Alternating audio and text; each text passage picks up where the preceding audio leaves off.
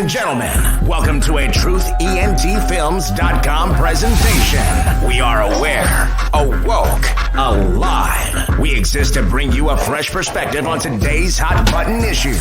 This is the Triple A Podcast with your hosts, Tia McCrary and Jamar B.V. Harris. Welcome. We are live. We are back. We are live, aware, awoke. Bro, I'm about ready to. We gonna have to change it up because they didn't stole the woke word, bro. And you can't even use it no more. Even if you know how the technical term and the thing behind it, they didn't drag it through the mud on both sides. You can't even use it no more, man. Damn, bro. Right. That's the goal of the other side. To let you give up on what you actually believe, and we often do, so we gotta keep it moving. Okay, that makes sense. They can change the meaning of anything they want, which they often do when it comes to black people, but we just gotta toe that line. Yeah, you know? That's dope. That's real. You right. Welcome to the Triple A Podcast. I am one of the hosts, Black V. There's D80, the producer. We got a special guest in the building. Reggie, I've been trying to get this brother on a podcast forever. He'll tell you, man, when we first started doing this, Jay, I've been hollering at him for the longest. Like, bro, you need to be on a podcast. This brother is like a sensible wealth of knowledge, or just the fact that he's one of those people who just open and have the honest conversation, and he likes context to this stuff, man. He's like the guy who's like we was talking earlier, he was like, yo, I'm the biggest Jordan fan, but I can admit Jordan had flaws. Like Jordan stands and be like, only thing Jordan played like 6 years and like he was never swept. Act like he was whatever. Yeah. Every game. Right. Yes. So, brother, welcome to the show. Go. I'm sorry, my bad. Go ahead. No, go ahead. Okay. I got a question for Reggie. I think I got a theory, but we'll see. We'll talk about it when we get to the topic. Okay. So we here. Oh, Michael. Okay, we here. We with it. The conversations is ready, and we're gonna jump into the news and hot breaking news because this is dealing still with Trump. As usual, Trump always doing something that's got something going on. So tell me why. Y'all know that they was tripping on a whole. They got the recording right of him talking about that he wasn't supposed to have the documents or whatever case, and they were declassified, and they got him on recording. Not only that, his lawyers just came out like about a half hour, maybe 40 minutes ago, saying that they can't find them defense, the files or whatever that he took. They can't find them, the ones about Iran and everything. They don't know where it's at. This cat lost classified Department of Defense files. That's what happens when motherfuckers that watch wrestling vote. That's what happens. When you put WWE fans and give them a vote, that's what happens. Because if you really listen, if you watch wrestling, they always say, "When do I get you in the ring?" That's exactly how you fucking talk. Yeah. Facts. Yeah. I mean, that's real. So my whole thing is that I'm not like none of us are surprised. I think we're all sensible people here. None of us are surprised with this. This is when you happen sometimes when you let those who, I don't even want to say vote with their emotions, vote with Ignorance. Lack of ignorance. Yes, vote with ignorance, and then they end up just liking somebody's personality and forget about everything else that come along with that person. True. So as much as he's done the whole thing about Hillary is a criminal and lock her up and whatnot. Bro, that's like really 100% eat crow. You got to own that. You got to take that L and hold that. Yeah, all that lock her up BS. Like, yo, that's on you, homie. Where's my thing at? Let me pull up my notes. With me, it's like with them, it's just a game of deflection. No matter what they do, no matter how hard you fucking catch. I mean, like you can literally catch him doing something, and he'll tell you that's not what the fuck you see. Like, you caught. Like, hey, it be like that sometimes. Hey, keep it real. Yeah, own it. You know what? Normally, sometimes he'll own it, but it's after he already lied about it. Then he'll come back and try to own it. Right. Yeah. The debt ceiling and other political news, as we jump through this stuff real quick, and other political news, the debt ceiling, they reached a tentative agreement. And so that's a good thing. I assume that's a good thing. Although I was kind of like curious to know what the government, with a whole not, but us losing our debt would look like, and how the markets and everything. And I know it'd be chaos. But you ever sometimes be like, when somebody tell you don't press the button, like if some old horrible shit happened, and you be like, I know I'm not supposed to press it, but I'm not that guy. I'm sorry. Sometimes it's like, listen, when the homies tell you don't smash that chick raw, and you be like, all right, man, I hear y'all. But then sometimes I'm not gonna lie, I might have been the dude that have been fuck around to find out. And then you at the clinic the next day, like, I found out. I mean, that's kind of extreme though. But sometimes I can understand what you're saying, because sometimes people don't want you to do certain things for certain reasons. Like, it's not always because it's dangerous, because they want to keep you in a certain motherfucking place. Yeah. You feel me? Sometimes, so like I've been places. I hate to reference this, but I've been to places before where it said if you go past this, is at your own risk. And I've realized after I went past that shit, it's because they didn't want me to leave and take my fucking money past that wall. Oh, you talk about your trips and your travels. You done been to some. Yeah, you told me about, what was it, Jamaica you went? Yeah, it said, listen, when you go to the resorts down that bitch, there's a big ass fucking 30-foot wall, and it tells you on that wall if you go past that wall, because they literally got the whole ocean blocked off, right? So it tells you if you go past this wall, you're at your own risk, and they make it seem so scary. You go over there, the locals are hostile, and they're gonna do this. So what they want you to do is spend your money with them. They sitting there setting up shop. They selling all kind of shit, and they're pissed because you are literally blocked with a wall and a gate, so you can't see the shit. Crazy, shit, crazy. It's a motherfucker. Yo, Reg, there you go. Oh, she's coming in Jamaica soon, Reggie, where they're trying to give the Jamaican people access to those resorts. So they're trying to change the laws in that country now. They should, because I seen it with my own eyes. They got armed fucking security with Mac 10s at the fucking gate, bro. I ain't seen no guns when I was down that bitch. I seen it all fully automatic. Wow. I see you, Evan. I got this shirt from fucking Walmart. I swear. I like that North Sider shirt. I need one of them. I need one of them. Yeah. I ain't gonna lie, that's the joint. Yeah. The Southside Chicago white ones too. So Tina Turner passed us. So R.I.P. Tina Turner, the legend. That was a real tragic. When we lost somebody else too, and I said I was trying to remember, because it's been about who Jim Brown passed. Yeah, Jim Brown, the great Cleveland Browns legend, one of the greatest running backs of all time. I catch flack because I give him his props, but again, I'm always like, yo, like, he was a GOAT because he was like bigger than just about every damn body else on the field, and he was faster than everybody else on the damn field. When defensive ends average height was 6'1", 175 pounds back in Jim Brown's days, and he was 6'2", 230 something, running a 4.3, bro. I'm not tackling that big ass dude. It's no different than the Little League. The biggest dude that's fast, ain't nobody gonna keep tackling him. I mean, but he's still a legend. That's not his fault, though. That's not his fault. No, it's not. It's not. Yeah, sometimes you. Sport, bro. Yeah. So no hate. That is shady because it's BS. And then they talk about Bill Walton played against people smoking cigarettes at halftime when he was smoking cigarettes at halftime. I don't think about the competition aspect of it. I just think about the accomplishments, because you watch the film, there were tons of people bigger than Jim Brown.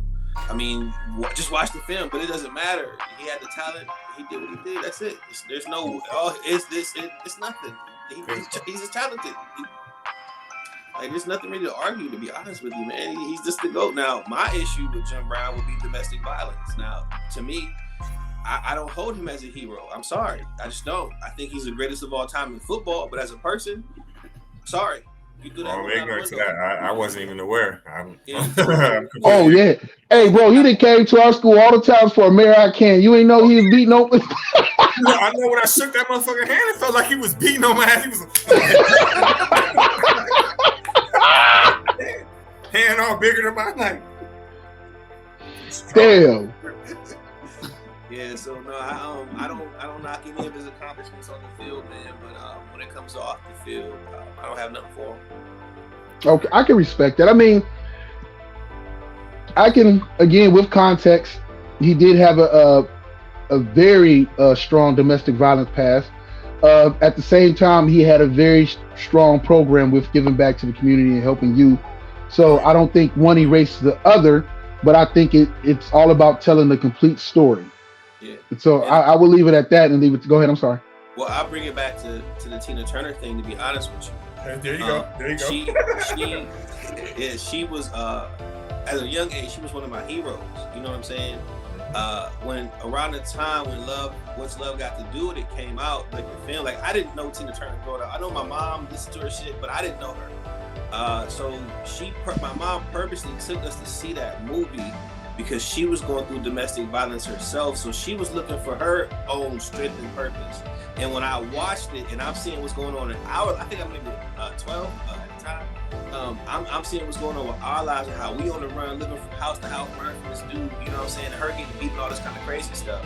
It kind of gave me a resilience for Tina Turner because a lot of women who are in that position stay because of fear.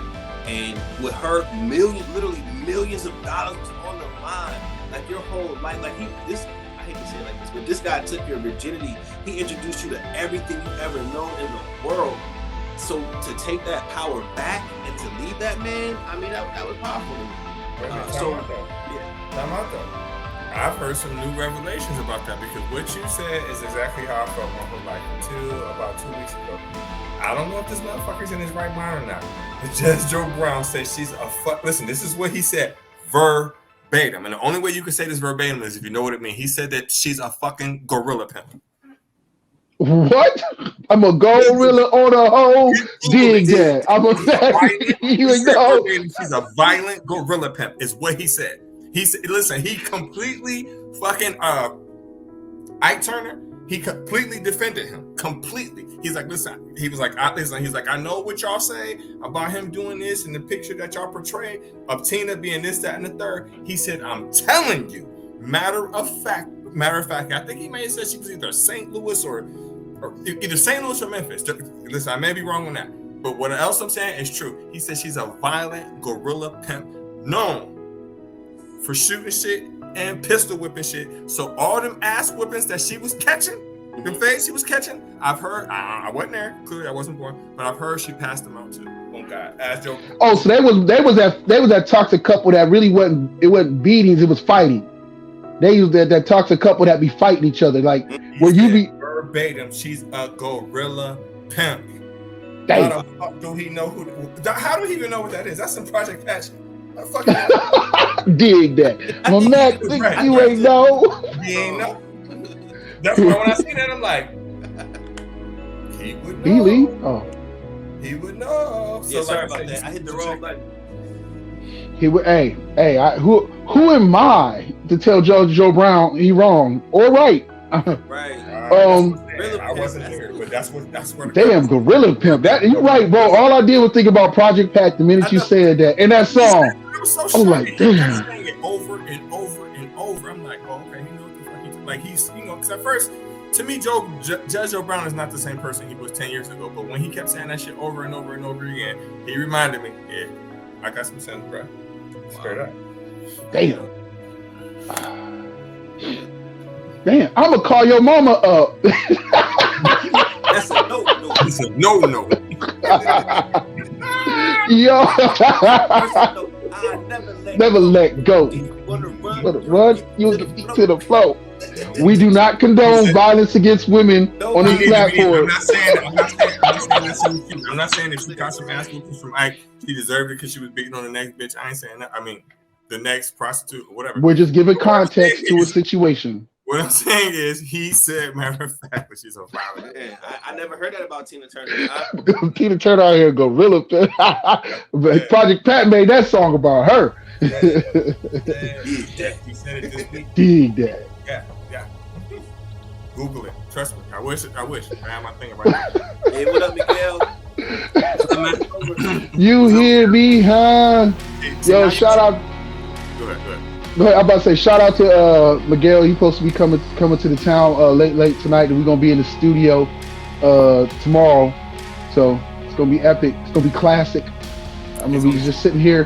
He writing all my bars, all 16 of them bitches on every song. He writing the bars. He writing the hook. He writing the bridge. He writing the whole thing. You only say I'm ugly because he's mad because he see this Northside shirt on. That's all.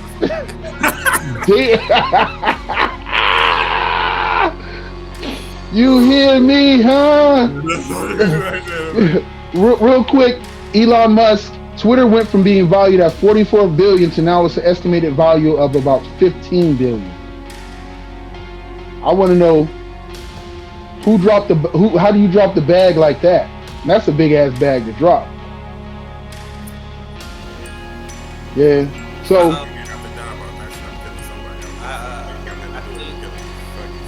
I can hear you, Reggie.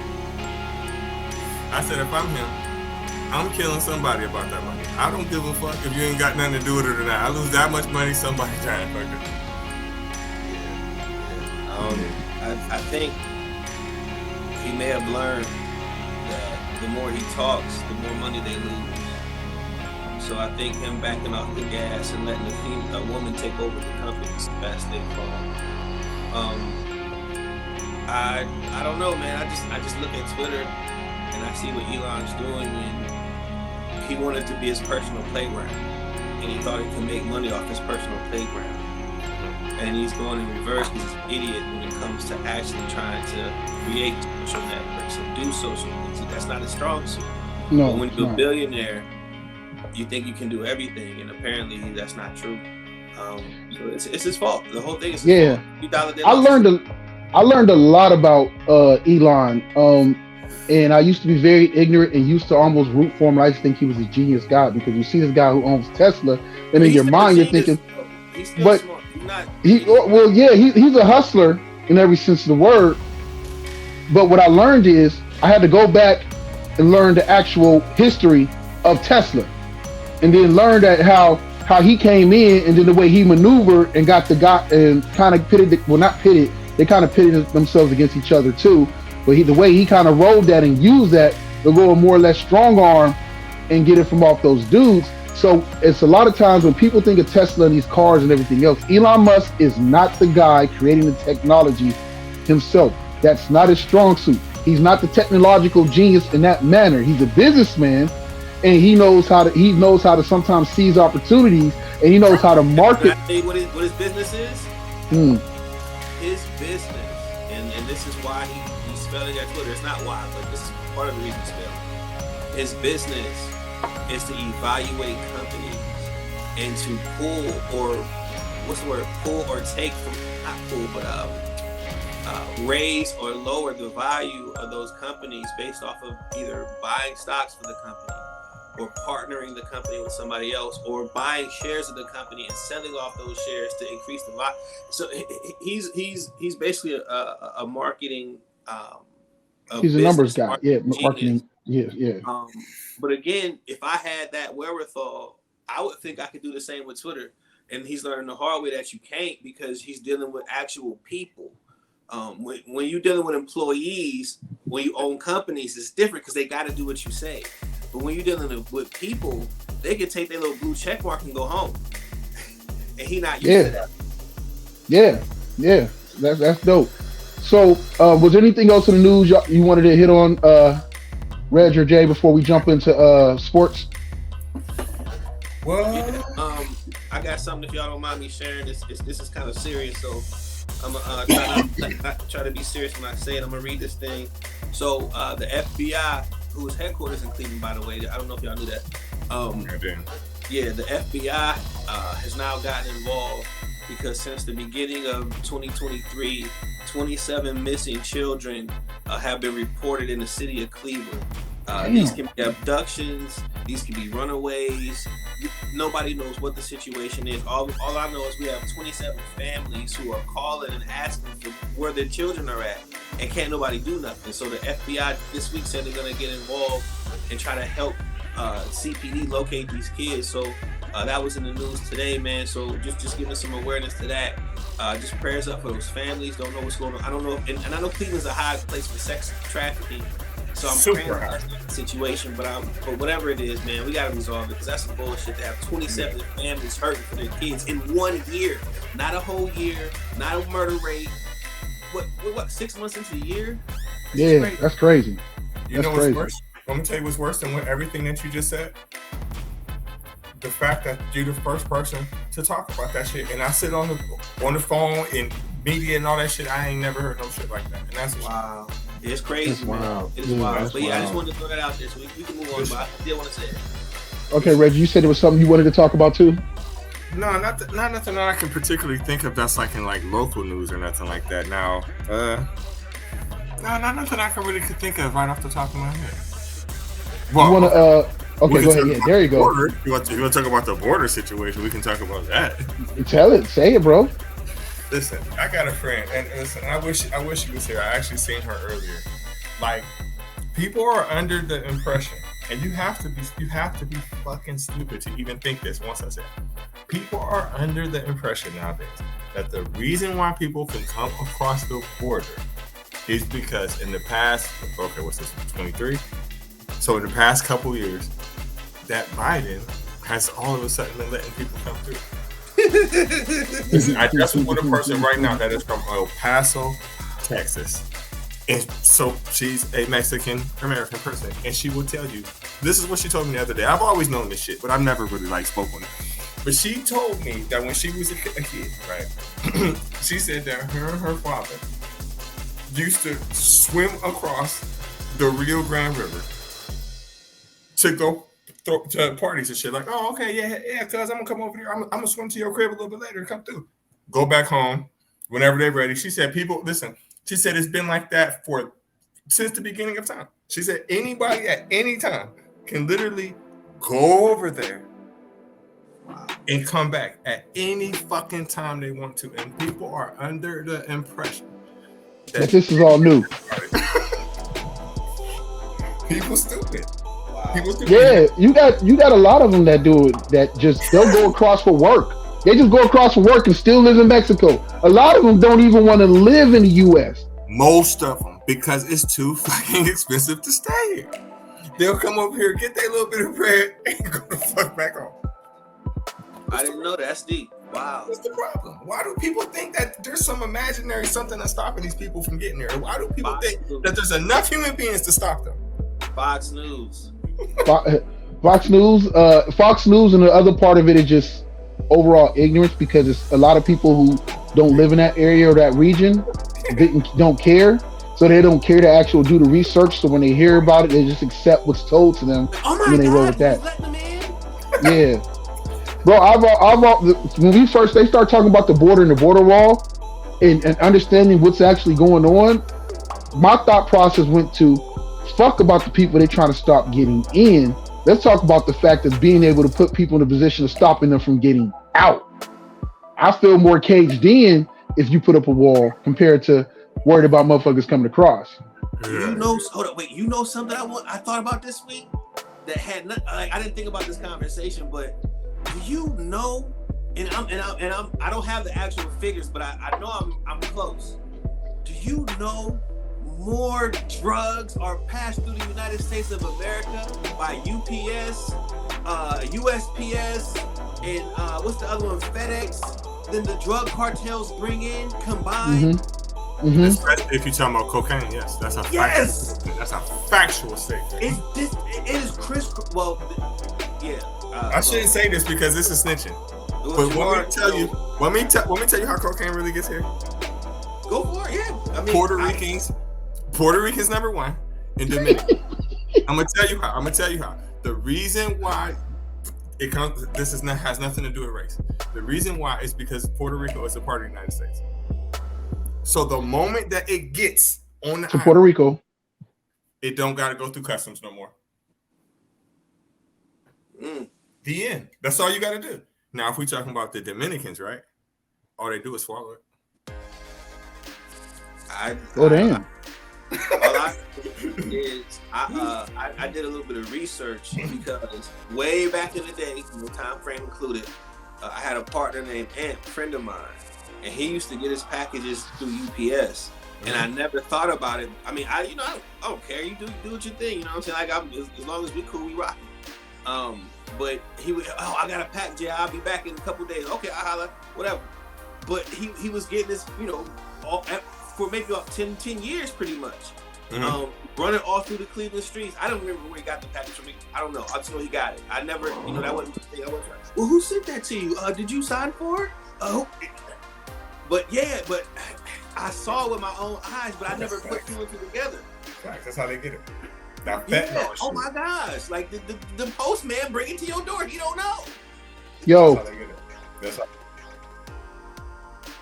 It's crazy.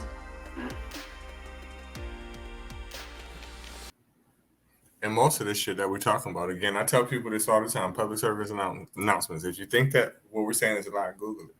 Yeah, look it up. You'll be surprised, man. Like that when like the USPS moving that many packs, it's just amazing. It's like, how can you not know? Like, I don't know. I mean, you got to think about it. They could probably catch every single last one of them if they really wanted to, but do they really want to? Yeah, or do they really care? Yeah. Or do they really care? Right, because you got to think about it.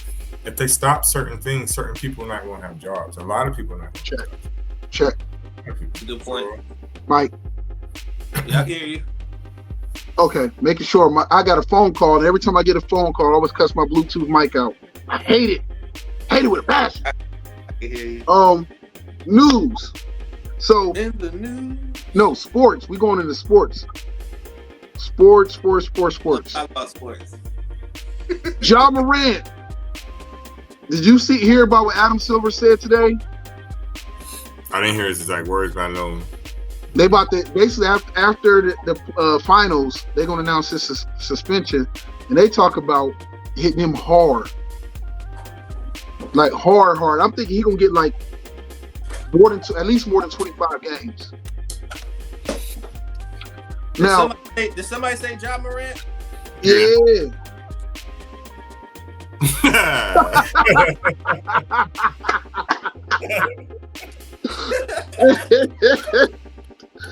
Damn. Hey, bro, we got to suspend you off the show for about 25 episodes, man.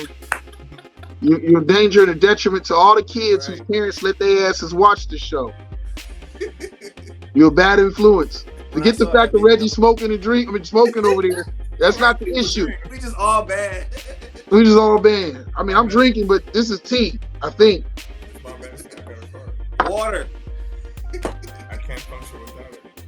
He said, I can't function right now. I'm a violent individual without it. Nah, I'm just Reggie, let me know what you feel about the whole situation overall with Ja. Okay. Well, I have several different feelings about it. Number one, which I think trumps all of the whole situation. Bruh, you're stupid. You're stupid. I don't care what perspective you look at it from. We can look at it from the perspective of, did he break the law on camera? Not in the stadium saying no. But how many times are you going to keep doing the same thing? Okay? And on top of that, some of the stuff he is doing is very criminal now. Not the stuff that he's being recorded for, but the stuff that we know for a fact that has happened. Some of that shit is criminal. Okay. Yeah. His problem really is his mother. People always say, well, why his dad ain't doing shit? Because he can't. You know that a lot of times with us, even though if their father was there, a lot of people think that no matter what, they have to listen to what their mom say. Two separate situations. She's called her superstar famous son to altercations. Two separate situations. She has called him and he has came armed with particular individuals. We all know. Thank you. We all know that his one friend is down. His one friend is fucking fried. We all know that. His friend will do some shit to you. We know that. And we know that if his mom calls him, something's gonna happen. So eventually, like I said, bro, you're gonna get yourself hurt. When the situation at your house when you was fighting a teenage child, he said that dude was there and pulled a gun on him. The mall situation, they're saying that dude was there and pulled a gun. The gang with your sister, they're saying he was there with the gun. He also pointed this motherfucking gun at a bus. If I'm saying something incorrect, somebody correct me. You know what I'm saying? Because I don't know the exact everything, but there's so many. With the laser beam on it.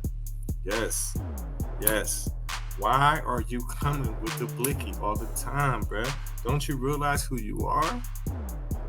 He's just a gun enthusiast who believes in his right to bear arms. Man, Yeah. He gonna plexical burst it. I'm telling you. I'm telling you. Go to New York with that shit. Exactly. Go to New York with it and watch how fast you go. Yeah, he probably already been to New York with the blicky. You know he has. Because he think he's untouchable. You know he has. Yeah. But I feel, if I can be honest real quick, I feel that the reason he didn't learn this lesson the first time he got suspended, because the NBA, quote unquote, they just tapped his hand like, don't do that no more. And they know they needed him for ratings for the playoffs coming up and everything else. So they were thinking with their wallet, more or less, and like, well, he didn't hurt nobody, so we don't have to come down too hard. So I think the NBA was thinking with his wallet too.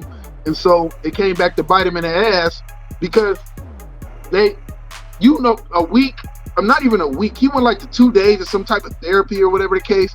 And then, like, no, they just did the bare minimum. Playoffs is coming up. Let's get them back. We need the ratings. Everything else, that's my opinion. So I feel like they were guilty too. That's a fact. That's not an opinion. That's a fact. They're not going to suspend the player for the playoff. We know that. That's a fact. I would like to not think that was the case, but I don't know. But I can tell you it is a fact that he was playing in the playoffs. So that may be the situation, but I'm hoping, we get Ja Morant. I'm hoping that, and this is just being real.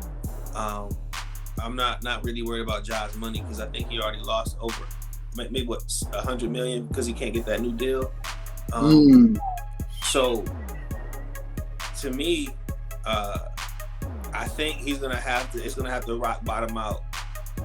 I've seen Ja types before. Man, they got, oh my gosh, all these Trump supporters. Good luck. I've seen Ja's type before. We know Ja's type. We hung around people who wanted to flash they whatever. Just got to do it. And those situations don't end well. Not for Ja or whatever this situation is going to end up being. It's not going to go well for him. And the whole world is watching. And Kendrick Perkins said something today on I don't know if it was like First Take or whatever the things. And I never thought of it this way. He said the NBA is looking, of course we all know, of course overseas because they got those players. He's like, when they bring those players over here, those guys are fully vetted. They're not bringing guns into the locker room. They're not getting in fights. They're not in clubs partying, messing up everything in the streets, on the news, stealing, robbing, killing. What? Giannis, no. Luka, no. Jokic, no. Nurkic, no. All these players from overseas that they're seeing because we got clean cut guys now. And what happens with the situation like Ja, when we look at individuals like that, the NBA is going to say, you know what? We don't need those kind of guys. So let's pivot from the hoods of America and let's kind of focus our attention over to Europe. And they're already doing that. Yeah, that's what I'm saying. They're doing it now. Bro, but he's not even from the hoods of America is the worst. That's what I'm saying. Listen. I don't want to put nobody on blast, but it's a cat. Listen, I ain't going to say that. Why do people that are privileged want to be gangster? You're not from the trick. You never had roaches. No, your parents wasn't on crack, nigga. You don't have to. Listen, you know your dad, bro. Your dad grew up in the house with your dad. What the fuck is wrong with you, bro? Okay, let me prove a point. Okay, watch this. We look at what we think is his life and we think we know him because we don't think he comes from the hood, but he actually does. Now, where his address is located, that's not where he grew up. You feel what I'm saying? Like, he didn't grow up with that situation, and neither did I. But if you look on the surface, I went to a private school, right? I went to college, graduated, right? Got a government job, right? Been there for a long time, right? There's no hood in that background, right? But that's not true, because if you actually scratch the surface, you kind of see that there's a little bit going on down there in the streets of Youngstown when I was in that. But that's not what people would see. All they say, he went to a private school. Me too. I went to the #1 high school in the nation for academics when I got expelled from a private school. So, you went from a private school to the #1 high school? So, but in between, I mean, underneath that surface, man, was a lot of stuff that I went through that people wouldn't know. So I don't know. I wouldn't look at Josh's resume and say, okay, I know who that guy is because of that. You don't really know. I can agree. I can agree to wholeheartedly to what you're saying, and there are those circumstances or those things that break the norm. But it is not the fact that we're just sitting there saying because he went to a private school. Right. He's the son of a former NBA. He's the son of an NBA player. He lives in a small town that does not have their crime numbers are not like that. And he grew up like decent. It's one thing to say like, yo, you live in Youngstown, fucked up Youngstown, and you went to a private school, compared to like you live in, I don't know, we'll say freaking like some small town, whatever case, like in Ohio, like Twinsburg. You live in Twinsburg because your dad's a former Browns player and he has his family in Twinsburg, and like it's just different, man. It's different, but I don't want to be totally ignorant to the fact that he's just because he may have grew up away from that. There's still the lore of it. There's still which we'll get into it later on. We'll get into it later on with the main topic. But there's still the lore of it. There's still the entrapments of it. There's still the fantasy. There's still the idea. Because even though we lived in the yo and whatnot, like, bro, we dreamed and visualized it and wanted to know what the experience was like to be gangster fuck living in Compton because we heard our favorite rappers doing it. Like, or we wanted to know experience what New York was like Brooklyn, because Jay-Z or DMX or whoever people from New York was talking about. So I get it.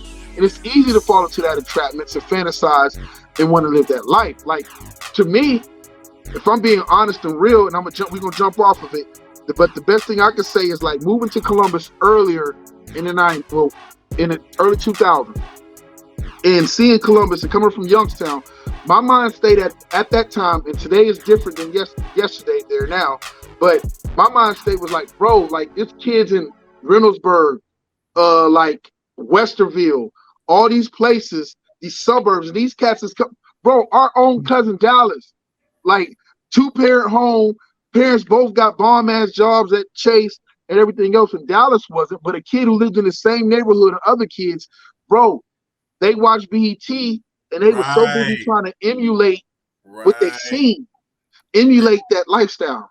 They're perpetuating a black stereotype for no fucking reason. That's what he's doing that shit for no reason. Bro, I'm in like Columbus. There's jobs. It's not Youngstown. Like I moved to Columbus, and I'm like, it's jobs. Like you get fired today, you can go. Back then, especially, you can go get jobs everywhere. Like it was jobs. It was opportunity. It was kids coming up in 2-parent homes. Life was like whatever, but they so badly wanted to be what they seen in the music and on TV. Man, he don't gotta do that shit. And he's just putting himself in danger for no reason. Just living in the hood make you hood? Huh? Just living in the hood make you hood? Not really, because I know some people that's from the hood that don't act like that. What I'm saying is like, your point was very valid. Living in the hood. None of this shit makes you hood. Surviving, like I don't know what. Being hood, I look at it the same way as like when we talk about does listening to rap music make you black? No. It's does coming from the hood or being able to survive in the hood. Like I'm not hood. Did I grow up in the hood? Did we grow up right around? Did we go to hood school? Whatever case, do I consider myself? Some happen. I consider myself hood. Okay. Do I consider myself hood even though I grew up right there in the hood, went to hood ass schools? We're hood ass shit, like we were going through the metal detectors to come to school, having to take the batteries out the pagers so they motherfuckers wouldn't go off and everything and stuff like that. But I'm not hood, but I grew up there, and I know how to survive in those environments. We don't need the but. We don't need the but. It was just a simple question. Yeah, okay. Because I'm very curious, because if you grew up in the hood and all this and all that, and you're not hood. Okay, so could you grow up in the burbs and not be a burb? Is that possible? I don't know what being a burb would be. The same way you looked at those people in Columbus. All right, can you grow up in? Yes, because you can grow up in the burbs and then you still like. Yes, but therefore, you can still like because you got an uncle or you got people that you whatever case, and they live in the country. Like I have a friend of mine whose nephew lives in Cincinnati, grew up with his parents in suburban. He's so badly because he spends the summers with his uncle. He wants to be a country kid, and he wants to go do country type things, and his parents can, for whatever case, can't understand it. And this is like white America people that whatever case this is going on, but for his, he likes the things he likes because he just likes to work with his hands. Doesn't mean that he's country because anybody could be from the burbs and still like to work with their hands and work on equipment, like to farm or grow their own shit and stuff like that. What we're saying is, what me and Reggie are saying is that the difference is that us. Wait, let me say. You can correct me after I say. Okay. Oh, you done looped yourself. Here's the issue with what you're saying. What happened to Ja Morant has nothing to do with his surroundings, but everything to do with influence. So you can't look at him and say he ain't hood because he grew up here, grew up here, grew up here, grew up there. You can't do that, but y'all steady trying to say you can't. Because okay, but we're saying that. I was getting to that point. I'm agreeing with you. I'm saying that because for us that come for a lot of people that feel like they come for that environment, it was a matter of survival.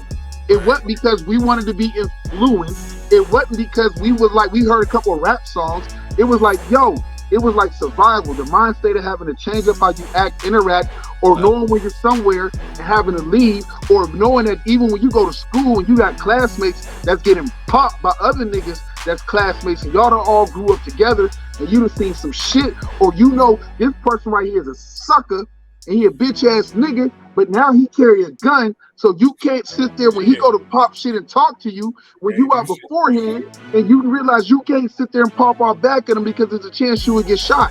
That has nothing to do with what we're talking about. It's for us that come from that environment. It does. Again, if you're in the hood, it doesn't mean you're hood. Listen, I'm gonna change the verbiage of what I said because I see what you're saying. I see what you're saying. Where you come from doesn't mean that's what you are. Right, so that's correct. Hear everything I'm saying. I'm not saying your arguments, both of you guys' arguments are not invalid, but what I'm saying is you're applying something that's not actual factual to a situation that's actual factual. Listen, I agree. Listen, I'm gonna agree with you. So I'm gonna change the verbiage with him. What he's doing is he's pretending that he's in or from the struggle. And also what he's doing, well, I don't like that part, but if that's the role he wants to portray, that's on him. But where he goes wrong at, or what he really shouldn't do, is he's putting himself in dangerous situations along with others when there's a firearm involved.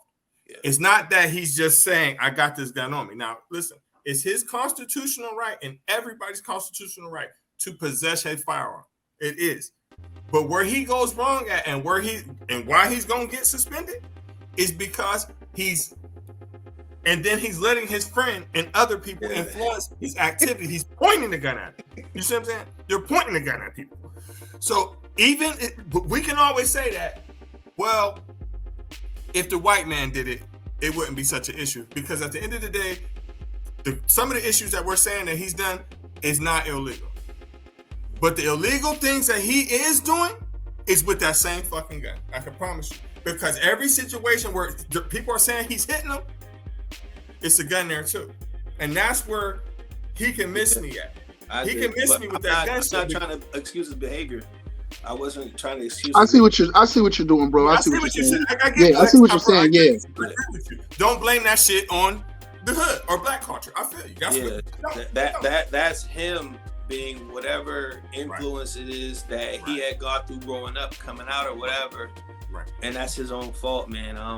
I've never had 100 million in my account. I never had millions in my account, but I would imagine if I did, I wouldn't behave in that manner. Matter of fact, even when you look at Lil Baby, he don't do stuff like that, and he totes a pistol ferociously. But again, you won't see him flashing it like that.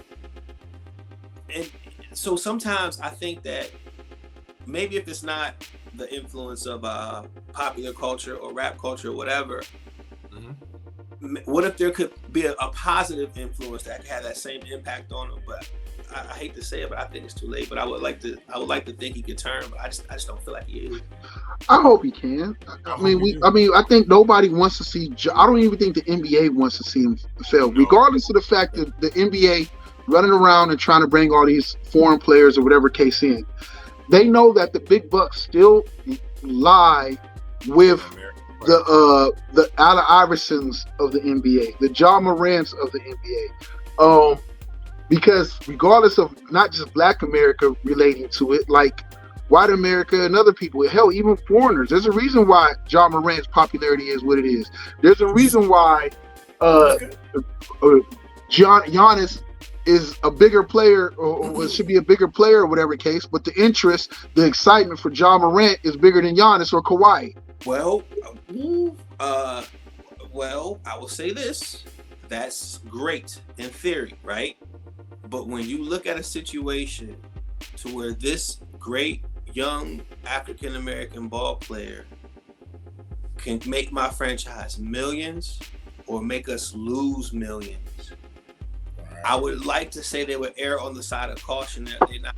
Like I said this way, what Perk was saying is in the future, it's going to prohibit an executive from saying, you know what, instead of getting a guy that looks like Ja Morant, I'm going to go get this guy who looks like Jokic across the seas and not deal with videos on YouTube and Instagram with him holding guns and shaking in booty clubs and stuff. That's what he was trying to say. And I don't know if that's going to happen or has happened or is happening, but he's just saying he can see an exec. No, I think what he said is very factual and very understandable. I don't even disagree. I agree with what you said. The hardest part for the NBA with wanting to truly go all the way hard with that is that you can want what you want and take the safe route. But if the marketing, if the money ain't there or the marketing is not taken to it because it's a marketing, it's a driven thing, especially in basketball with the individualism. That's what drives the numbers up. That's what makes people want to go see the games, or that's what makes people tune in to watch it. Is that nobody gives a fuck. Like everybody, they didn't want Miami or Denver in the finals because neither one of those has any star that has that appeal to draw people in to make the rating numbers go. Even Jimmy Butler, who I feel like probably is a real dude, like he still doesn't have that. Look at Kawhi Leonard. He's a champion, a two-time champion, Finals MVP, crazy like hell, but he doesn't have that appeal. And everybody's like, yeah, he's good, but he can't. I mean, we both know, and we'll go into the main thing because it's almost that time. But yeah, I will. The best thing I can sit there and say is that even with the stars we have, if you don't have that ability, like the thing is this for us, and the reason why LeBron gets away with it because he's a clean-cut guy, but his story, his background is so street. Like LeBron, not clean-cut. No, I mean, no, he's clean cut in the sense of a way that he hasn't been in trouble with the law, or he's not gonna go to jail. Yeah, like it's that. But his story, his upbringing, his story is like so gritty, grimy sounding or feeling. I'm trying to find like words. I'm in my 90s mind state. Yeah. He would be the person I would expect to be. Because I ran into him, right? Like I ran into him at Akron. What was it? University of Akron party. This is like right before he got drafted, man. And he was there with the whole crew, all drinking, all hanging out, kicking it, and I'm like, man, and they're bigger than us. I'm like, man, these are kids, like these 17 years old kids. And so, good point. I think if you're thinking if anybody would be doing that, he would be the person to do that because he had the crew to do that. Yeah, listen. He had the crew. He had the story for 6 years. I'm telling you, that motherfucker is from Spring Hill. Listen, Spring Hill is the only. Well, no, it's not because they got other ones. They got the old people's high rises. So if anybody ever lived out there in Akron, they're gonna verify exactly what I'm telling you. Listen, Spring Hill is the roughest besides the Rosemary. They neck and neck. It's the worst fucking projects up that bitch. It's like 3 buildings. You got the mid-rise, and the low rise. It's some people that we know. It's some people that we know. Motherfucking Jamaica Moore used to stay in that bitch. Listen, soon as you come in, that motherfucker smell just like piss. People be shooting each other in the fucking hallway, in the elevator. Listen, I'm from Youngstown. I'm not worried about no Akron motherfuckers. They're shit. Listen, it ain't even about being scared, about being Right. big, about being soft, none of that shit. Yeah, You have to be cautious in that motherfucker.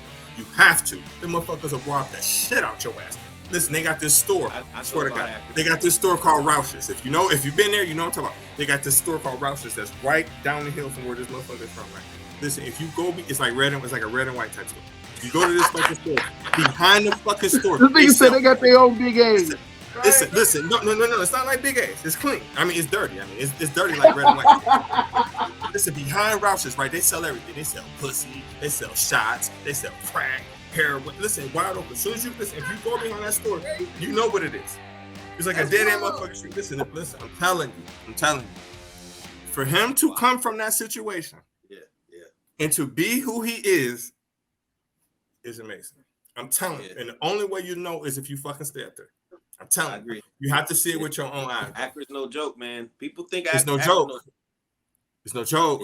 It's no joke. That motherfucker West Side, no joke. Speaking of nigga moments, shout out to Hennessy. I drank it and they ain't paying me for it. Right, I'm drinking and they ain't paying me for it. Bro, I'm not gonna drink it. I just got a bottle because I'm a bourbon guy. But I keep this for when I have my relatives or friends that come over that still lost in they nigga ways. You talking about be nice? So, no, okay. But since I brought that up, I want to talk about something. I want to talk about something else too. And I know some people may not like what I'm gonna say. And I was telling her people I was gonna speak on this too. And I don't give a fuck. For Omarosa, right? I'm from the north side, so I'm going to defend her. I don't care. For Omarosa to come from where she came from, right? To come from the projects, to come from Westlake, right?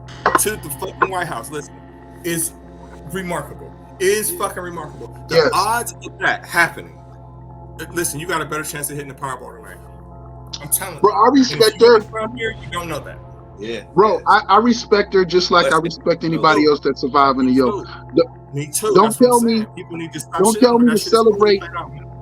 Don't tell me celebrate some like she fake or she phony, but you want me to go celebrate some nigga from Youngstown that's sold drugs or whatever case, but I can't celebrate her because her drug of choice was like having to sell herself or whatever case to put herself in a position to get to the White House. Bro, she made it. She made it from Westlake to the fucking White House. Westlake. And people hate her. From Westlake, there. That's what I'm saying. People got the wrong heroes, man. Period. He said the wrong. They do. I'm mad. I agree with you. Looking up to motherfuckers that sold your own mom crack. Y'all niggas retarded, bro. Yeah. Facts. 100 facts. I used to hate Westlake, hate the Kimmel Brooks, hate Briar Hill. I used to hate all that shit. Listen, bro, the struggle was real. Bro. I used to hate the ESAs. I used to hate all that stuff, man. I used to have fights I think I fought every project I've been in, I believe. Remember I used to stay out there tomorrow? Remember that time we got whipped on by the police? Remember that shit, Jamar? Oh, when we was up at YSU? That's when I used to stay out there. Yeah. I knew Gary would feel me. I knew he would. You know how Gary get. I already know how Gary gets down. I knew he would. Bro, I've been wanting to say that shit so long, bro. Me, you, Bobby, Vivo. Yep. Yeah, bro. We was just trying to get to the party. We wasn't acting a fool. We wasn't sitting there being all ruckus, loud. Like we just walking through, like trying to like just minding our business and trying to see where this party was on campus. The cops rolled up. Yeah. We wasn't even all black. Was it YSU police or was it YPD? YSU police. Yeah, wait. And the sad part, I'm the darkest one out of the group. And then next to Reggie, and then Bobby and Jorlee is, bro.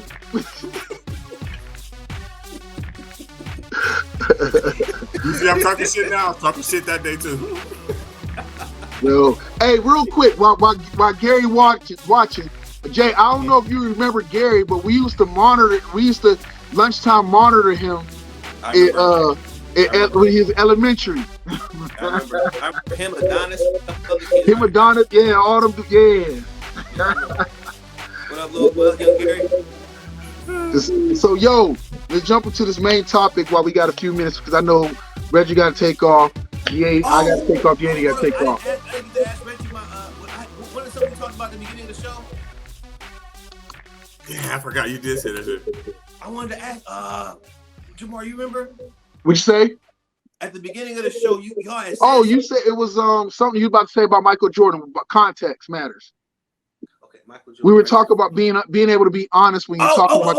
Okay, Reggie. Oh yeah. Here we go. Right. No, I'm not gonna say no bullshit. I'm serious. No, I'm talking about my dude. Think back to the 1990s. People think that Michael Jordan was so popular just because he won. Here's what made Michael Jordan popular. Remember when cable was out? There was a network called WGN from Chicago, and you can watch all the Bulls games. So if you had cable, of course you're gonna watch Michael Jordan because there's the only team you can't even watch your own local team, but you can watch Michael Jordan if you got cable. And I'm trying to tell people that is a huge piece of his success and popularity, but people don't realize that because he's in 200 million homes every single night playing. That ain't the case no more. You don't have networks like that dedicate that an hour block to whoever basketball team they have. But because I was living in Virginia watching WGN in my uncle's basement. You know what I'm saying? Watching it here too. Right. So that is where his people think, oh, he won the champ. It's people who won championships who wouldn't have as popular as fucking Michael Jordan. But it's because we saw him every night. And no other player. You seen no other player like that. No other team like that. No other player have a fucking channel that you can just watch him on. Marketing. So people miss that. And if you actually watch his show, that show, Last Dance, right? Last Dance, yeah. Okay, great. If you watch the Last Dance, just peep the footage that they're using. All that stuff is from WGN Air. When I looked at that, I was like, "Oh my God, that's why." That's why I never thought of that. Yeah, but if you watch Last Dance again, just check it out. But I just wanted to throw that at you, see what you thought. That's a fact because listen, there's no other channel that was on cable that just dedicated. Okay, there was no Barkley channel, no NBA, there was no David Robinson channel, no Magic Johnson channel, no Larry Bird channel. You name it, there was no motherfucking channel dedicated. And Michael Jordan's on TV every night. That's what. So I just want to make sure. Every good. Every night. Oh my God! Listen, I hope this is recorded. You fucking play that. It's recorded, bro. It's recorded. Oh my God! Listen. Oh man. It's deep. Oh, I'm so happy you said that shit. Yeah, people don't see it. People don't know. I remember that shit, man. I remember. But anyway, go ahead. So we gonna jump in this main topic. Bad Boy versus Death Row. Death Row. But this is a deeper conversation than just besides saying like I just like pop more than Biggie or whatever the case. Because I feel like I want to have this conversation responsibly. And I'm gonna be honest, the verses is really just an attention grabber because the reality of it is both of them. I like both of them, and I like acts out of both camps. And I would never really want anybody to have to really choose to give up either one.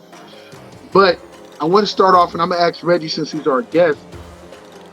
If you picking, let's say picking, you rolling with Death Row or you rolling with Bad Boy, and then why? Overall, then we break down. Overall, this is gonna be an unpopular. This is gonna be an unpopular pick for sure. I'm gonna have to go with Bad Boy, and I'm gonna tell you why. Okay, so with Death Row, was Death Row in the beginning way better? Way fucking better. Like, I mean, it was just like from like past the roof, under the floor to me. Man, that shit damn sure fizzled out quicker than me or you could have probably got Death Row at one point ourselves, probably for about $100 or $200 at one point. You know what I'm saying? And this wasn't no long time ago. Now, listen. Snoop is trying his best by putting them goddamn jumper cables back on that movie by signing Sugar Free The shit that niggas our age and it's already dead listen to still. For real.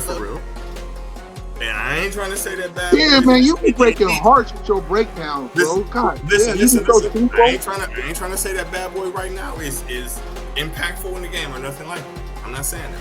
But longer run. Way longer run, man. Listen, if we just go from 2000 till now, what the fuck is that? What is that? What the fuck is that? Name one act worthwhile from 2000 to now that's alive right now. Top Dog, nigga. Top Dog was hot. Okay. Okay, well, listen, I put you Dirty Money. Listen, Dirty Money is better than any act from Death Row from now to 2000 to now. No, false. Crooked Eye. Okay, well, listen, how many albums has Crooked Eye sold on Death Row? I don't know, but the Slaughterhouse albums and then him just his whole thing. No, you can't say that. You can't. I'm gonna tell you why you can't say Slaughterhouse. Oh, bro, don't be taking my wings away. That's not Death Row. I'm talking about Death Row. When he was on Death Row, he sold nothing. Nothing. Well, to be fair, nobody was checking for Dirty Money album either. But you have a valid point. You have a point. You have a point. Because Diddy alone plus Black Raw plus Loon Shine. plus you can just keep going, bro. You can keep going on and on. Yeah. Plus R&B with 112. Yeah. French Montana. We not counting that. Young Jock, Boys in the Hood. Yeah, we know. We counting that. You can keep going. We keep going. Them acts right there is not even the shit or nothing like that. But what I'm saying is, okay, I can't even think of nothing to say with Death Row. No, all right, wait. How about this? Better longevity. My thing is this. The reason why I picked Death Row is I know Bad Boy has a better longevity. But when Death Row has better, less material, but more quality, abundance of the quality of material. You can basically, they get away with two of the top 5 greatest rap albums of all time with The Chronic and Doggy Style. Not to mention that Dog Food was like the shit. Not to mention Above the Rim soundtrack, Murder Was a Case soundtrack, and I'm missing another soundtrack in there. And I'm gonna sit there and whatever case get to it. All Eyes on Me, Machiavelli. It's just so when I go back, all I have to compare from that to compete with those is 3 Bad Boy albums. And you can tell me I'm wrong. The first Bad Boy album I had was both Biggie's albums and Mace's album. Every other thing after that, album-wise, was like, it was good, but it's not on a quality tip as a whole overall album compared to that. And back then, we didn't care which a single sound like. Album sounds matter to us. But look though, everything you said, both sides, Bad Boy and Death Row, right? Both things you said are stuff from when we was in school. Let's talk about anything after school. No, you're right. I don't have that. I can't. It's not even an argument. I'm agreeing with you. I'm just saying, like, when Death Row hit, it hit. Yeah. I mean, but Bad Boy was hitting too. I think, and this hurts, man. I thought when you said this, I thought we were talking about something different. I didn't know we were talking about success versus success. I didn't know that's what you meant. Who me or Reggie? You with the topic. Oh, okay. Well, no, there's layers to it. There's layers to it. So it's not just the record sales. When I mean like it hit, like those albums still lived on, like still live on even to this day. So you're saying who had the biggest impact on our culture? Is that what you're saying? Well, I'm sitting there saying when we compare like the Hot Def, when we compare the albums from Bad Boy compared to the albums from Death Row, which ones had the bigger impact on our culture? Okay. I think we're running what they would call. I know it's a slope, but I think Death Row would be a slope that's increasing at a decreasing rate. That's an algebra 2 term. I had to really think about what that meant real quick. I took it back to high school, man. I had to pull that out. That's a good one. Honest with you, I feel like in my life, Death Row had a bigger impact. But if we're gonna talk about overall, I would have to give it to Bad Boy. But those Death Row albums in the '90s wasn't no joke. They really weren't. Those were classic albums, and I'm gonna switch the topic just a little bit, but just follow me.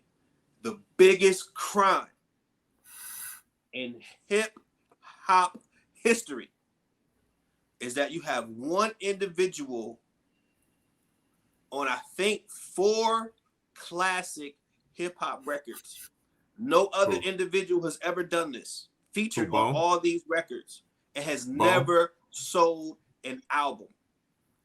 Never had a hit record himself, but was a feature on 4 multi-platinum albums. Never had a solo album? Never. Mr. Malik? He had one.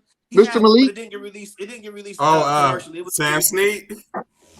No, Mr. Malik? Yep, Mr. Malik. Yep, Mr. Malik. He was on Monica. He was on Dog Pound. He was on Warren G. And Snoop Dogg album. Yeah. All those classic records he was on, and never sold one record and came out with nothing. And that's the greatest robbery in hip hop. Hey, Julian, I'm not gonna let you slide with that Danny boy. You're not sliding with that. Listen, I don't give a fuck. I grew up with you're not sliding through here with no goddamn Danny boy. No, but Mr. Malik is the guy. The other half of Illegal right now. Yeah, Mr. Malik had bars. Like, he killed it on Monica's song. He killed it on Warren G shit. And he killed it on Snoop. Yeah. He did. Mr. Malik had bars. That pump chop wasn't no joke. Pump. Bro, I sound biased. I'm telling you right now, with all my heart, Doggy Style is like the greatest album of all time in hip hop. And I know people say the Chronic, and that's cool, but Doggy Style is like beginning to end, like for me, one, if not one, number 2 greatest album in hip hop of all time. I think about 3 Tupac CDs is better than that. At least 3. I would say.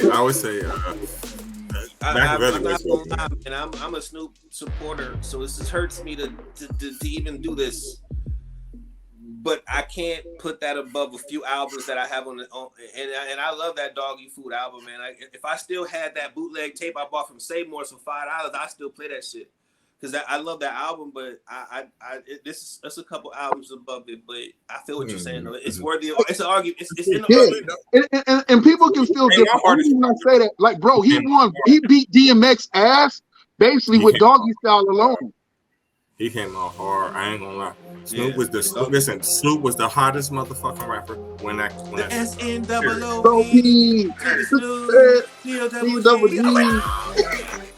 And listen, you know what? Say what you want. Snoop deserved Death Row. Yeah. He deserved all that bitch. Because that motherfucker put in a lot of work and did not get paid for it. Man, he wrote, listen, the Chronic album, it's Snoop's album. It's not motherfucking Dre's album. You did absolutely nothing. You did nothing for producing. Because you can't rap, bro. Period. I used to love that. That's my guy, but let's be real. Let's be real. Did double work and got less than half the money. Come on. Okay, hold on. Wait. When did you find out Dre didn't write it rock? I was grown. No cap. I was grown. And that's when we found out what's the DLC. We found out DLC wrote it, and then they start telling everybody else that write for him too. And now I can't listen to Chronic the same. And I try not to let it bother me, but Snoop can't rap, bro. Yes, he can. No, when I listen to Let Me Ride, I don't hear Dre anymore. I hear DOC. When I listen to what's the song? Bitches ain't dick but hoes. Hoes and tricks. All I I hear is RBX's words coming out of Dre's mouth. I don't hear. I forgive him because that beat is so hard. You know how you what you're saying about Dre. I feel that way every time I listen to it's still a DRE because it sounds so much like Jay-Z. He's like, hey, nigga. I'm like, no, man, I hate it. I really hate it because now when I hear it, I just can't enjoy Dre's music no more. I'm tainted, man. But see, Julian, the thing is, Julian, you're grading Snoop like you would LeBron or Wilt Chamberlain in his 60s. You basing his bars off of a New York scale, and it's not that like Snoop. Talk about him in 91 or 92. You can't 93. You can't say that. He's old now. Hey, I'm gonna tell you this much, and I sound biased. I'm gonna sound biased the rest of this after I tell y'all this. I tweeted at one point in time back in the days that people attribute money to the influence, and that's not fair because Snoop Dogg, to me, is more influential. Was more influential on rap than Jay-Z was. Yeah. Especially if you talk about the West Coast. We tweeted that shit, nigga. I was like, that's a fact. Everybody wanted to be. Listen. You're talking to a person who wanted to be like Snoop. You know this. I remember you had the braids. You're right. Hey, you had the braids and the dickies. I never want to be Jay-Z. You know a motherfucker want to be Jay-Z? No. Well. Listen. Now that we're looking at who Jay-Z is now, yes. Oh no. This is back in the day. I may be a little older, but when Jay-Z first album, thank you. I can't. I'm trying to be cute. What was I about to say? When Jay-Z first came out. Yeah. Okay. So when I was hip to Jay from Biggie, right? Because when I saw Biggie in this video, I was like, oh, he hooked. I was hooked. So I'm the idiot with like 4 other kids sitting outside a record exchange down when it was in Chagrin in Cleveland, outside waiting to open up because the first 50 people who bought the tape got a free poster. So I was on this from the beginning, and it wasn't because he was just the greatest rapper ever. It was just he was down with Big. So if he's down with Big, I like.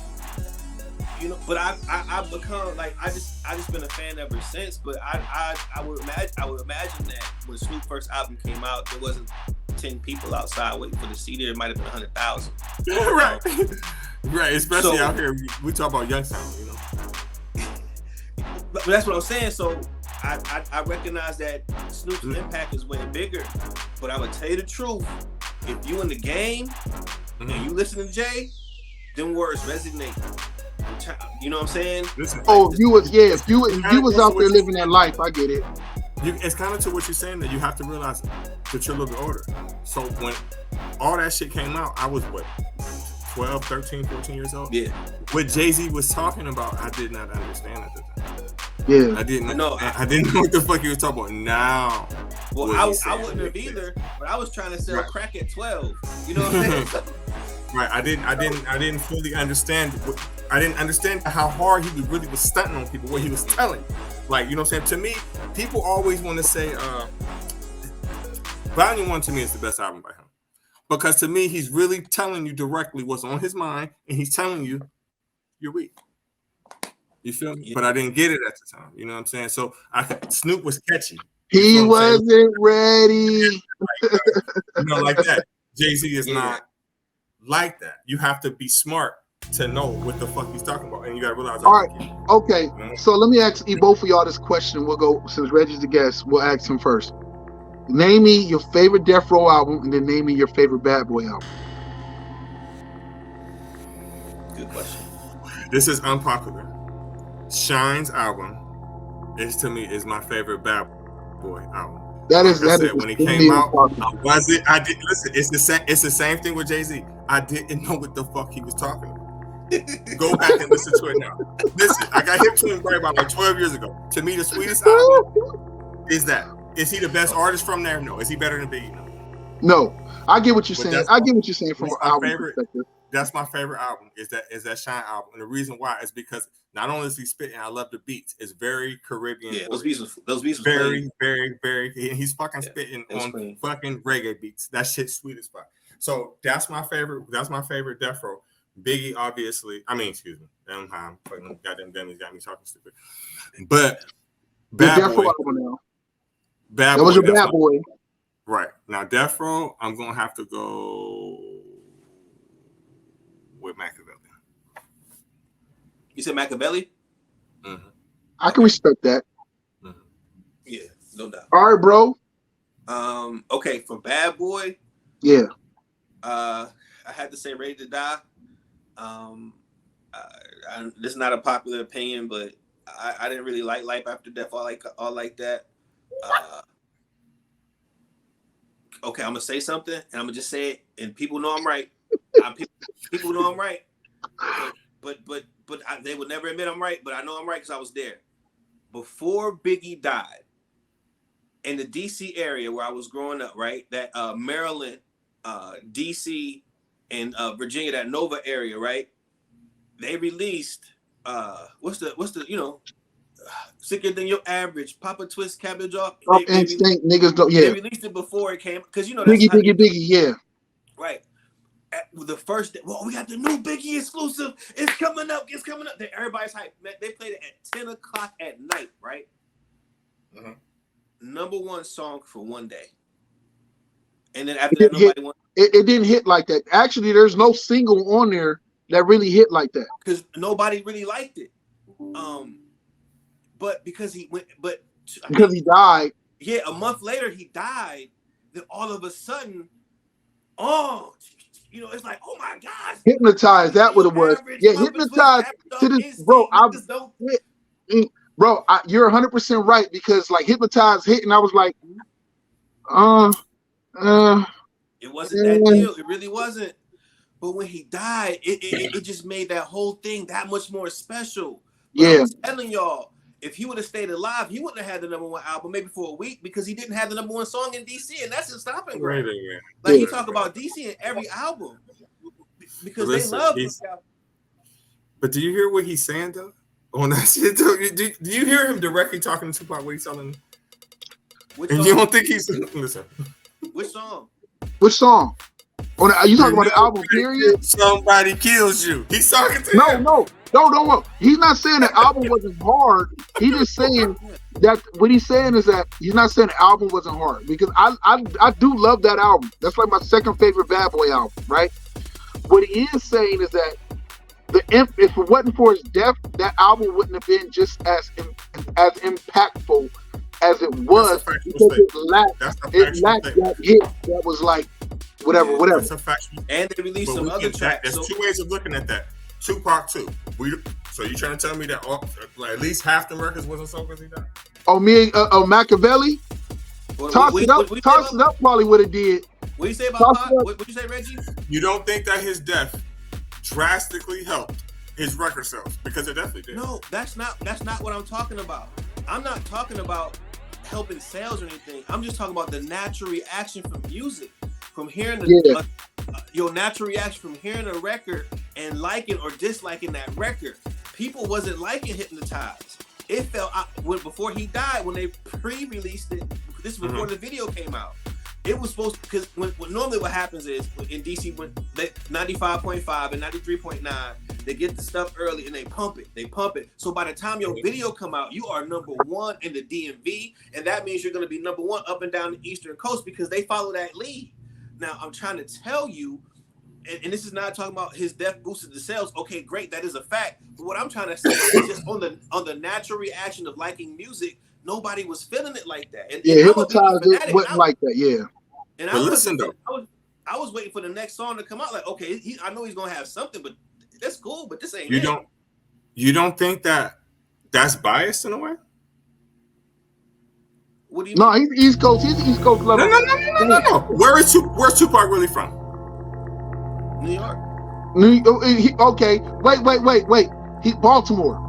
But what Baltimore? But what we're saying? Wait. What he's saying is that that's the same thing. Area he's talking about is the same thing. No. What he's saying is that I get it. The difference is with Pac was that like more, not just he was influenced by multiple regions. So he wasn't just an East Coast dude or a West Coast dude. He was influenced by the Bay, like he was New York. Biggie was the West East Coast, all like especially during that height of the moment, all clamored because they was fucked up. They was fucked yeah, up. they was fucked up. And so because the East Coast was selling records, but not like the West Coast. The West Coast was moving units. Yeah, it was booming. Everything from the West was booming. Reggie, I'm not comparing sales. All I was saying, I was pointing out a fact of a point in time in history. That's all I was doing. I wasn't trying to say. I get what you're saying. At that point in time in history, that's what happened. That's all. I get what you're saying. Yeah, okay. So I'm not blind to think that him dying. Well, listen, we'll just take Tupac out of it. His name don't got nothing to do it. We'll just talk about Biggie. I'm not blind to think that his death is not. That's the reason why he sold 10 million. Let's be real. Basically, he probably would have sold maybe 2 or 3 million if he wouldn't have died. At best, he would have sold 2 or 3 million if he wouldn't have been murdered. So that's because it was a double CD. And they did. They counted both albums, so really he only sold 5 million. Right. Yeah. So I can definitely agree with you on that. I definitely agree with you, and I also think that the reason why in that area where you were at is because that's the area where Tupac is from. So it's not going. People not going to like him. I was living there. Biggie was a god. He could not walk on the campus of Howard for like he. That you don't. Yeah, that whole DC area was so in love. The reason I don't agree with you is because I know if they played that same song in New York anywhere, it would have been. It was number one at the same time. No, that whole DC. You gotta remember DC. DC is like the southern. They consider themselves like the southern version of New York.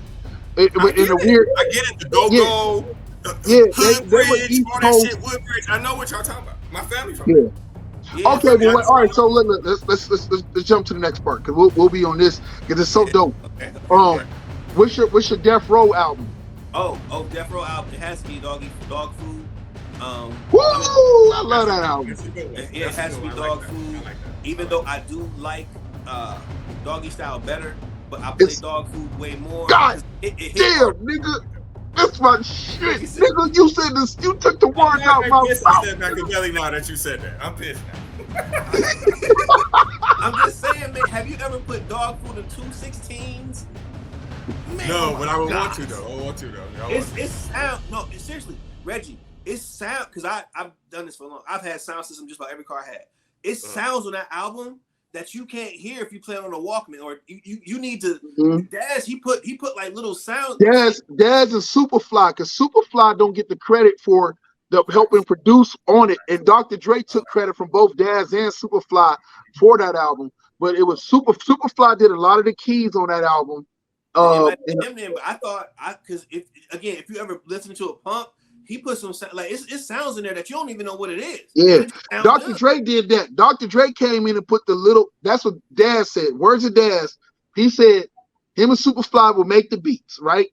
And Superfly was never big on getting his credit, but Dr. Dre would come in, tweak this, turn this up, add this little sound here, and that's what Dr. Dre is known for. Dr. Dre is known for as a producer, like that little like ping, ping. You're like, what the fuck? And then you listen to the beat, you're like, oh. Yeah. So I get what you're saying. Like, if you listen to it, being more older and mature, I listen to music different, especially learning how to make my own beats. I listen to music different. So when I hear production and you start hearing like the little things and something, you might not hear something to the goddamn album song is almost over, and they bring in another instrument and a whole other sound. You be like, holy shit. Riding, slipping, and sliding. Just listen to it. That's all. I put it in your subs and just let it kick.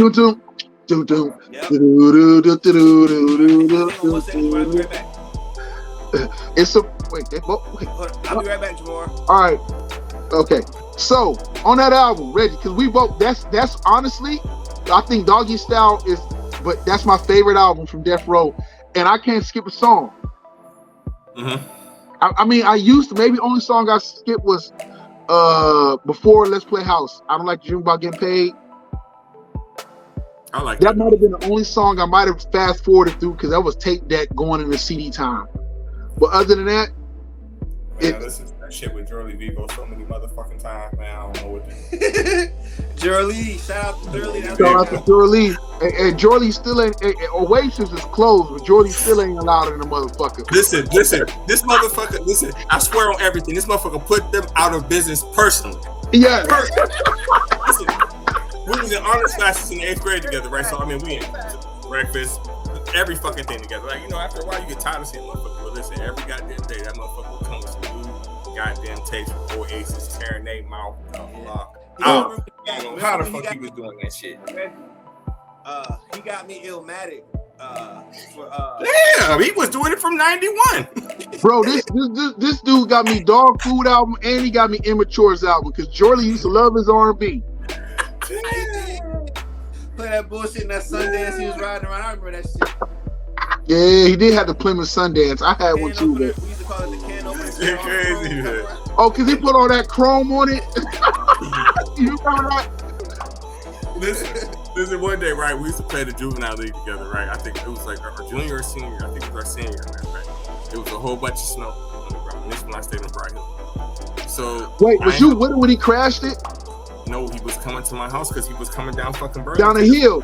What's that hill down there by the what's the name of that hill right there, Jake? When you going to Bright Hill. Burlington. And you pass where the muffler spot is with the little. Yeah, it was the bend down there back in the day. He crashed there? Yeah, he crashed right there. I stayed on Robinwood at the time, so that's the I don't know if you know, but it's the first street in fucking. Yeah, Robinwood. I know where you stayed at. Yeah, my house knocking on my door and shit. He like, you know how you talk, man. I crashed my car. So I'm thinking, he always stretched out his words too. Tell me why. I look outside the whole side of the car bash. He's like, what you want to do? I'm like, I don't know. He's like, fuck it, we just gonna go to the game. So we still drove all the way to the south side to our game, and that bitch just stopped. Yeah. Remember when he dyed his hair, cut and dyed his hair, and all the girls was going over him? Bro, he came back from top. Listen, Jorley went from getting no action. He went from getting no action till he left to California for like 4 or 5 months and came back. And all the females, because this nigga got tips on his shit now and got a tan. And all the females was like, oh my God, is that Jorley? Oh, nigga, all of his boys was lost. Like, wait, what happened? What the fuck? You know why it's so fucking funny? Because this motherfucker's telling the guys on our trip, and like I said, we was in honors classes together. He left, came back 2 months later, had a little streak on the side. You know, slicking that bitch on the side. Shit. Yep, one guy had all the hoes. That shit was crazy, man. B-Boy was a wild boy. All right, so my favorite Bad Boy album is Life After Death. I love Life After Death, but Harlem World is the one I always go back to. Ooh, good point. And just constantly listen to Mace album. Yeah, that Harlem World, I love that album, man. Listen, I still say to this day, Fab, Loon, and any other nigga, and even Lloyd Banks, all was trying to recreate the magic that Mace had with that Harlem World album. Like, go ahead, I'm sorry, bro. Did you hear Double Up? Yeah. I heard Double Up, I was like... It wasn't bad, man. It was like this for the first 10 tracks. Yeah. Let me guess you, Mark. Your favorite one from Harlem World was Baby States, huh? Wasn't it? He said, yo, I just think honestly, and to this day, to this day, Mace says he still writes songs that we listen to every day and don't think about, but he wrote. That's current, like popping. I think Mace is probably one of the most phenomenal writers in hip hop. Because he just knew how. If you listen to the Harlem World album, man, he just knew how to like. There's a certain thing. We're not talking about bars. We're just talking about putting together music and being able to hear the story with that beat. He had a few bars too. Yeah, he had bars too. He can rap. And he just knew how to like choreography or just put together bomb ass music. I agree. I will say this: when I saw your post about "Crush on You," Cam wrote that. That. Who? Cameron wrote that. Okay, because I always thought that Little C's wrote that, because on Queen Bee's original album, it's his whole song. You know what I'm saying? So that's why. That's why I always thought that was a C's thing. The Unrevere dude told about it, but he didn't know. Biggie and them didn't know Cam. Biggie and them didn't know. Mace took the money and then had Cam write it. But so that's what happened. Yeah, Cam wrote it. So Biggie paid. Listen, half Lil C's album, Mace wrote along with Cam. But that Crush on You song, and I'm not lying, both of them wrote it because both of them wrote bars. But when they went back to the song, when they went back to do the song, they took some of the shit that Mace wrote. They took off and they kept the shit Cam wrote for Lil C's verse, and they added because Lil Kim, like you said, Lil Kim wasn't on the original thing. Right. It was just 3 verses of Lil C's. And Mace and Cam both wrote it, but Cam wrote a majority of it. They took those parts off, and then they brought in what's her face? Yeah. Well, I was gonna say, and when you asked the question about what's your favorite Bad Boy album, my first thing was gonna be Lil Kim Hardcore, but that wasn't on Bad Boy. That wasn't on Bad Boy. Yeah. So that's why I was like, oh well, Ready to Die, because Hardcore was one of my favorite records. Matter of fact, I sold the bootleg when I was in high school. Another story. Lil Kim had like a bad few, like her first 2 albums was hard as fuck. The one when she was about to go to jail was sweet too. Yeah, like the whole courtroom thing, like she did that song. Yeah, he was dope. Kim was dope. Yeah, like she don't get the props she deserves. She's female rapper. I wanted Reggie. We got to have you come back on, bro. We got to get you back on, bro. Yeah, I appreciate you so much, bro. And I thank y'all for giving me y'all time. I got to get ready to go so the missus don't cuss me out. So we gonna wrap this up. Real quick while we here, and I still got y'all. Your favorite Bad Boy artist, favorite Death Row artist, which is different from albums we're talking about, but you know. That's Lil Kim. Lil Kim. I'm saying. Okay. Well, I gotta pick 1 and 1, right? Oh, I gotta pick Death Row. Hey, you can do what you want to do, bro. Tell your story. Well, I would have to say that Snoop would probably be my favorite Death Row artist as a person. The best rapper is going to be Tupac. On the other side, it's just Biggie. No Craig Mack votes? No. I'll go with G-Dep first. I'm giving Black Robert or I might even give Loon more shots than that. What about G-Dep? I was already on suspicion. Did you know 50 wrote Puff have most of Puff verse on that make this money, take this money, ain't no way. Yeah, 50 wrote. Yeah. I write checks. Yeah. Oh, wow. No, is that on that same song? No, on the Make This Money, Take This Money song. That's the one where G-Dep was like, I was already on fish and spaghetti. Yeah. I like his other song, Special Delivery. Yeah. But 50 wrote on that Make This Money song. He wrote most of Puff verse. I didn't know that. Yeah. And that's when Puff was trying to sign him because J-Lo hooked him up, and Puff was gonna sign him, but the street shit was just too much for Puff at that time. Yeah, I wasn't even hip to him back then. Okay. So it's tying in now. Okay, I got you now. Okay. Yeah. Because I remember 50 saying some stuff about Puff back in the day. Yeah. And I was like, man, how you know that? Y'all wasn't even rocking, but now I see I guess he was. It was just like his penmanship, and 50 then strayed away from being the penman that he was. His penmanship used to be like on fucking point.